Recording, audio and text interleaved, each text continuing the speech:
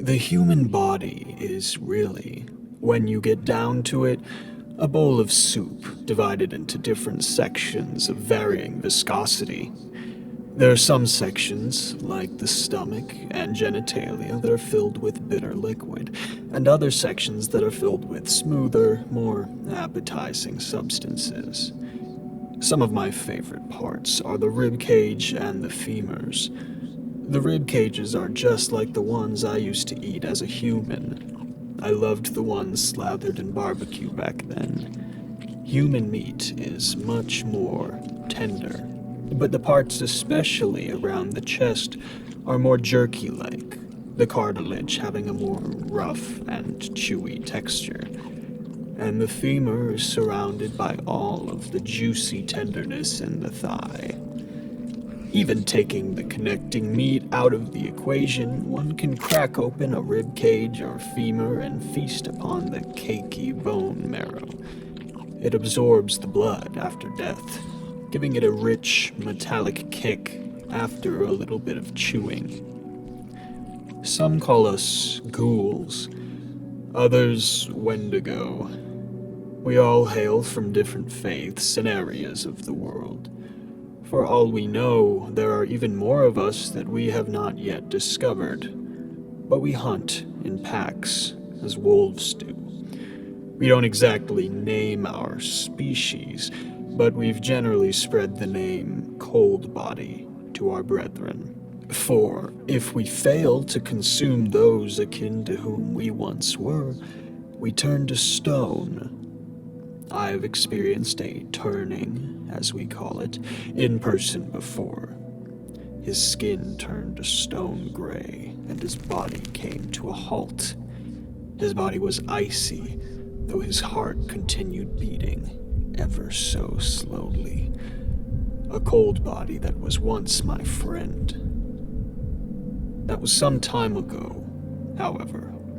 For as human people grow and evolve, so do their egos.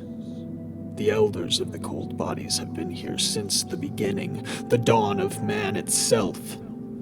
Though, as the years pass, generations grow exponentially bigger.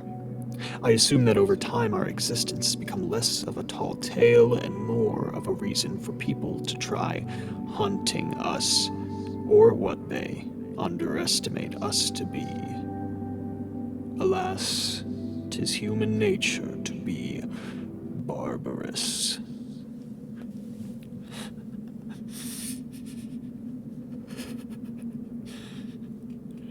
Those things ate my brother in front of me. Or at least they did when they were human. We were all dying on Everest, and they were the first to do so. There were 4 of us in total. Then we were down to 3. Then one of them realized what he'd done, had this sudden realization where his whole face went blank, looking at the snow-stained inky red on his own face, too. He threw up, and it looked like a kidney came out with it. Parts of my fucking brother. That's what he threw up in the snow. It was runny, smelled like a room full of open scotch and pennies. Not too long after their feast of his innards, the one pulled out the flare gun and sent his brains into the goddamn atmosphere. I remember his eyeballs more than anything, falling alongside his teeth as stringy maroon fell across the snow. The other one picked up an eye and squeezed the juice out of it and onto his tongue like a fruit. His scalp pieces looked like red coconuts as the other guy ate the chunks out of the hairy bowl. The noises I heard from the intestines and viscera as the zombie chowed down made my stomach curl. If I had anything to throw up, I would have there and then. The crunches, the slurps, the chewing, the string and viscera slowly becoming one cohesive slushy puddle in the absolute zero temperature. I'll never forget the manifesto he played. How could he just eat his friends like that? How could either of them? Those demons are fucking barbaric. I'm surprised by how sophisticated our society is up here. In most versions of our story, our people in fictitious cultures, We are ravenous, bloodthirsty monsters, but that could not be further from the truth. The one aspect that those stories do get right is the way the flesh enhances our bodies. Maybe not to the same extent as they prophesized, but we have more acute senses of hearing, faster metabolism, stronger muscles, faster growing hair and nails, and a better sense of smell. Did you know that smell is closely related to the human sense of taste? That's how we can taste the difference between human and non-human meat. We live in these frozen caves as a cohesive unit, however small the group. We do everything together for the betterment of our cold-bodied race. Before we initiate one into our group, however, we need to observe them from afar. Often, we starve and turn before we get welcomed into society. That is nearly what happened to me when I became better than human. At first, I was against the idea, but I've come to love the intricate taste of the human figure. I just wish my first taste was not that of someone so close to me. Alas, 'tis human nature to be barbarous.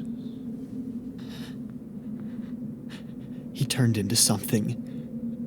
He was looking at me like a starving animal and then continuously asked me why I didn't eat with him. What a sick, twisted thing to ask somebody. He acted like it was rational, like I was the outsider and he was the normal person just going about his own business. How could he so nonchalantly chew my brother's intestines just to feed away from me? He had changed. I could have been imagining the physical changes, but I could tell the mental changes. He seemed to become more distant, more lost in thought, like he was recessing to a wild animal's type of brain. He ate so much of my brother that he started burping up clumps of his hair, his icy, frosted-tip blonde hair. He ate 3 times a day, piggishly every time. My brother began to look like a skeleton left to rot, instead of the frozen body he once was. These demons are fucking barbaric. Becoming a part of a society without children is a bit of a culture shock at first. However, it is truly a blessing when everyone in a group is working together at the same level of brain capacity each, with no smaller ones to care after. We truly become apex predators. If eating yak or even snow leopards kept us from turning, there would be no way for us to die in the first place. If only the tender, juicy meat of our primitive forms was less delicious. And if only humans stopped trying to hunt us. Alas, 'tis human nature to be barbarous. The bastard finally died. But it's so cold here. I don't know how he died, but one day he just up and stopped moving. I'm gonna do my best to survive, but I have no idea how to get down. All our previous footsteps have been snowed over the past dozen or so days we've been stranded. Now all that remains is a statue that was once my friend and next my tormentor. I feel like I can still hear subtle breathing. I'm so afraid to sleep. I think he could eat me, or I could freeze to death. But I've made a makeshift shelter, enough to allow me to sleep in moderate warmth. Still, I don't trust the half-dead demon. That demon is fucking barbaric.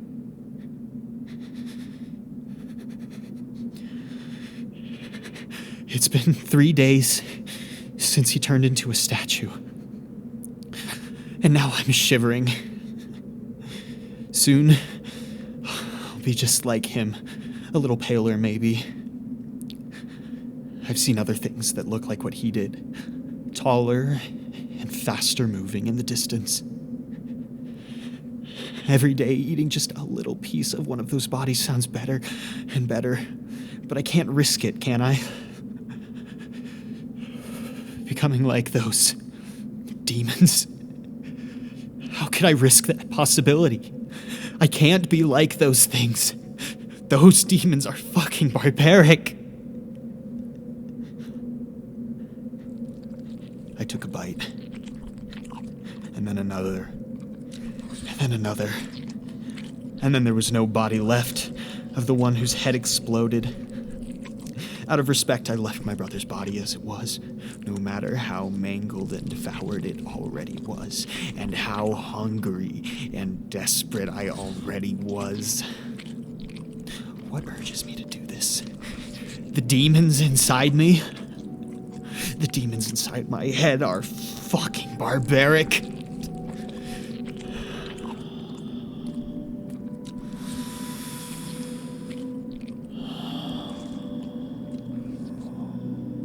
They found me, and they spoke to me, and they took me in, and they explained everything to me, and I understood it. What my friend did was called turning, and we are called Coldbodies. I think I understand them. It's hard to explain that the creatures of legend were fabrications made by those scared of us. Those who feared the power we gained by giving in to our primal urges, called us barbarians.